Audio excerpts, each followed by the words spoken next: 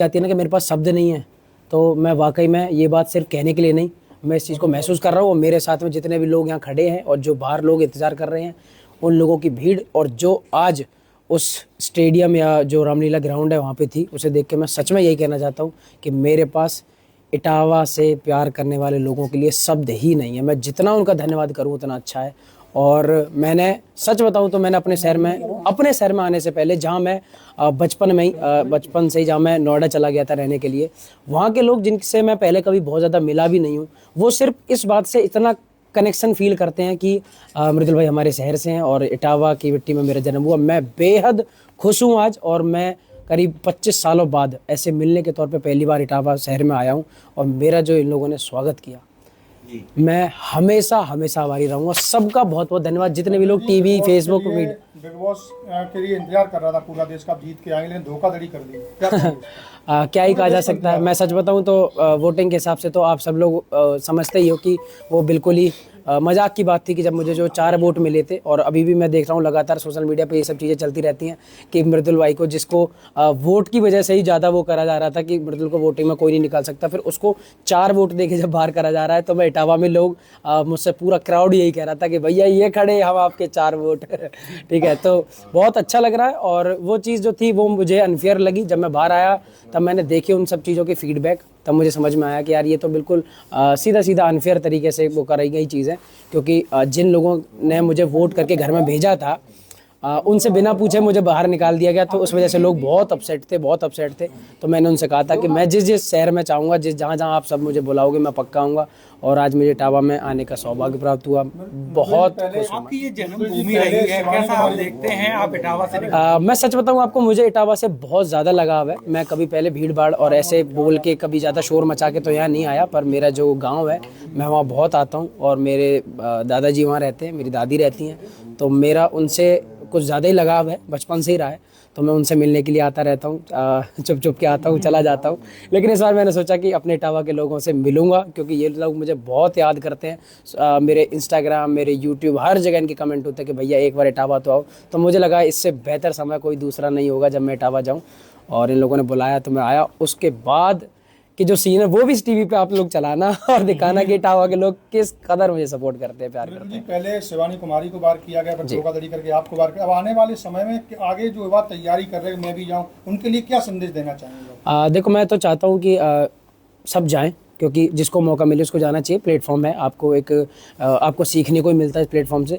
लेकिन बस मैं उन लोगों से भी ये चाहूँगा कि मेकर्स भी और बिग बॉस की टीम भी वोट के आधार पे, अगर जिन लोगों को लोग सपोर्ट कर रहे हैं, चाहे वो कम दिख रहे हो, कम दिखाई जा रहे हो, जैसा भी चल रहा हो, पर अगर उन्हें लोग सपोर्ट कर रहे हैं तो ऐसी क्या परेशानी है। या फिर आप ऐसा करके बुलाओ कि भाई इस शो में जो ज़्यादा एक्टिव दिखेगा या बहुत ज़्यादा नई नई चीज़ें करता रहेगा, फिर इंसान उस थॉट से जाएगा। मैं सच बताऊँ आपको, मैं सिर्फ इस रियलिटी शो को रियलिटी की वजह से ही गया था कि यार रियल अगर रहना है ना, तो मैं जैसा हूँ, और आप सब जानते हो मैं जैसा अपने घर में हूँ, जैसा अपने यूट्यूब पे था, जैसा जहाँ हूँ वैसा ही आपको उसमें दिखा। तो मैं कभी उसको एक गेम प्ले की तरह सोच के ना गया था, और ना मैंने वहाँ ऐसा कोई गेमर बन के या गेम प्लान करके मैंने कुछ खेला।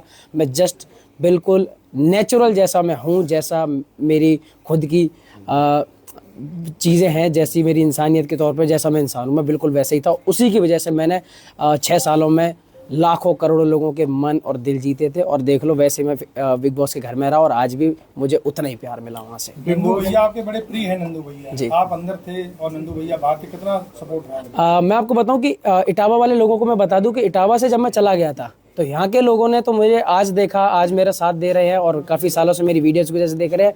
नंदू भाई का जो मैं इतना बोलता रहता हूँ वो शायद इस वजह से, क्योंकि मेरे ये कुछ भाई हैं, नंदू भाई, नितिन भाई, मेरे बहुत सारे भाई हैं वहाँ पे जो मुझे बहुत पहले से ना, जो मुझे ऐसे मिले थे जैसे ये मेरे घर के, मेरे परिवार के लोग हैं।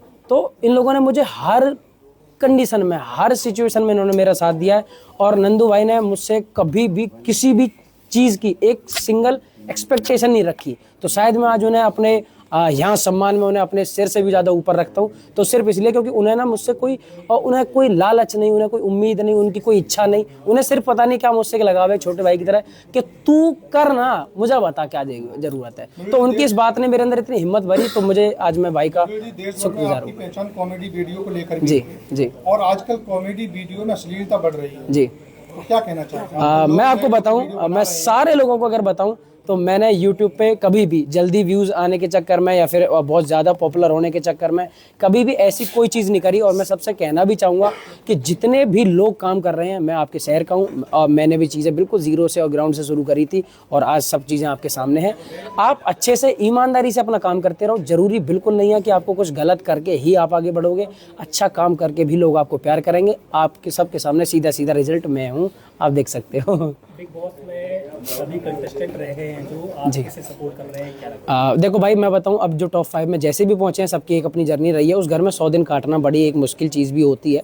तो जो लोग भी हैं सब अपना जो जीते सबके अपने चाहने वाले होते हैं, जो भी जीते अच्छा। पर उस घर में मेरा एक दोस्त था गौरव खन्ना, और मैं हमेशा दोस्ती के लिए और अपने भाईचारे के लिए जाना भी जाता हूँ और मैं हमेशा अपने भाइयों को सपोर्ट करता हूँ। तो उस घर में जिसके साथ मेरी जर्नी अच्छी रही और जिससे मैं खुद कह के आया था उनके कान में कि भाई विनर बन के आना, अब मैं तो जा रहा हूँ पर आप बन के आना, तो वो है गौरव भाई। तो मैं अगर गौरव भाई जीते तो थोड़ी ज़्यादा खुशी होगी। दोबारा अगर जाने का मौका मिले बिग बॉस में तो क्या करेंगे? जाना चाहेंगे? बिल्कुल, अगर मेरी जनता और मेरे चाहने वाले, अगर ये मैं उनसे ही पूछ के जाऊंगा। सबसे पहले जब मैं गया था तो भी उनसे पूछ के गया था, उन लोगों ने ही वोट दिए कि मृदुल भाई आप जाओ और आप जैसे हो वैसे ही रहना, आपको कुछ भी एक्स्ट्रा करने की, फालतू चीज़ें करने की, झगड़े करने की ज़रूरत नहीं है। आप जैसे हो हम आपको वैसे ही देखना चाहते हैं। मैं वैसे ही था और आज भी मैं अपने लोगों के लिए सेम टू सेम वैसा ही हूँ। मुझे दोबारा मौका अगर देते हैं तो मैं अपनी जनता से पूछूंगा, अगर उनकी इच्छा रही तो मैं पक्का जाऊँगा। Okay, thank you. Thank you so much. एक लास्ट और प्रश्न है। हाँ, और एक चीज़ और, जो लोग यूट्यूबर हैं, जी। इंस्टाग्राम पे हैं, जी। उनके लिए कोई संदेश?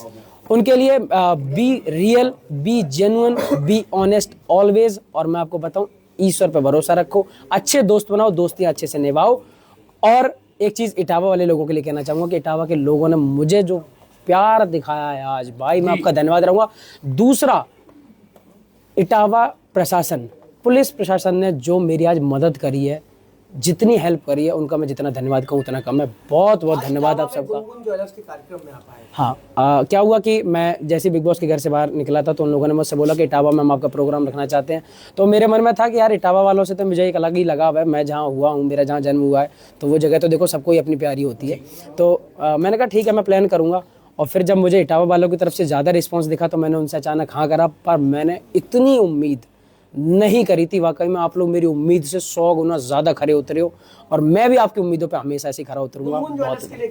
गुनगुन ज्वेलर्स वालों ने मुझे यहाँ बुलाया और मुझे बहुत सम्मान दिया और मैं चाहूँगा कि हमेशा वो भी ऐसे ही आगे बढ़ते रहें और अपने काम में बहुत अच्छा करते रहें और इटावा के लोगों को बहुत अच्छा डिस्काउंट दिया करें। सरकार का बेटा हूँ, जो जनता मुझसे चाहेगी मैं उसमें पक्का खरा उतरूंगा, उनकी उम्मीद है। एक बार अपने गांव का नाम बताना है। मेरे गांव का नाम